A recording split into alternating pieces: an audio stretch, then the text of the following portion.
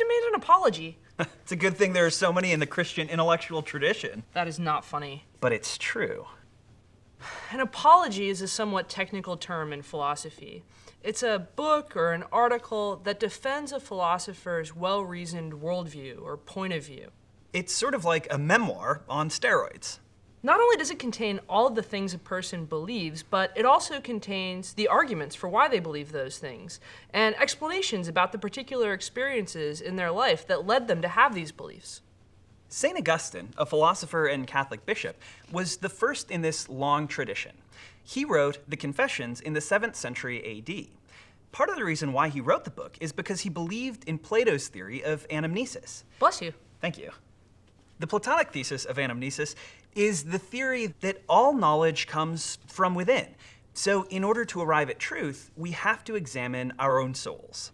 But Augustine also wrote the book in order to defend himself against those who thought his conversion to the Christian faith was irrational.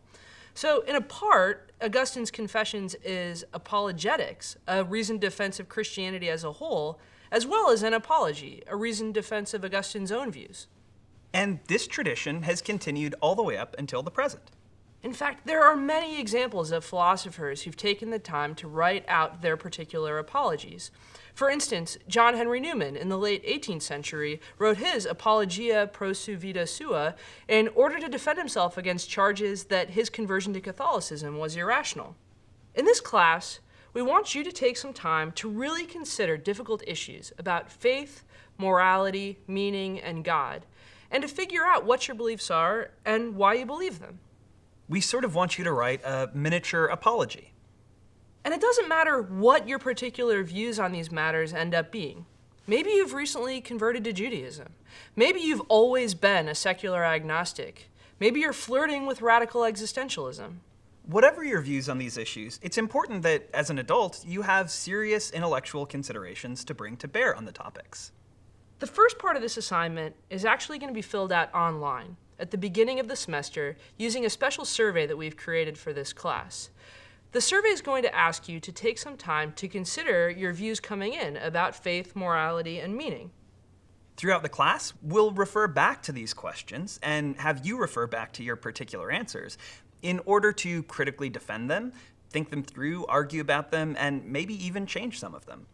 It is really important that you're honest and thoughtful when you're filling out this survey. There aren't right or wrong answers, but there is a right way to do it. So set aside 45 minutes, clear your mind, and get ready to really think about what you believe. As we approach the end of the semester, we're going to be asking you to revisit your beliefs in a more systematic way. So looking at whether or not you still agree with the claims that you made in the initial survey, what new reasons or arguments you've discovered over the course of the class, and how these are coming together to be a statement of your worldview. Something to keep in mind is that there are really 3 key virtues of apologies. The first is that it's sincere. It has to accurately capture your beliefs on the topic. The second is that it's well-reasoned. It has to draw on philosophical reasons and argumentation. And finally, we want it to be clear. So you have to keep in mind that your audience has to understand where you're coming from and why you believe what you do. So Megan, you want that apology? Ugh. Hey.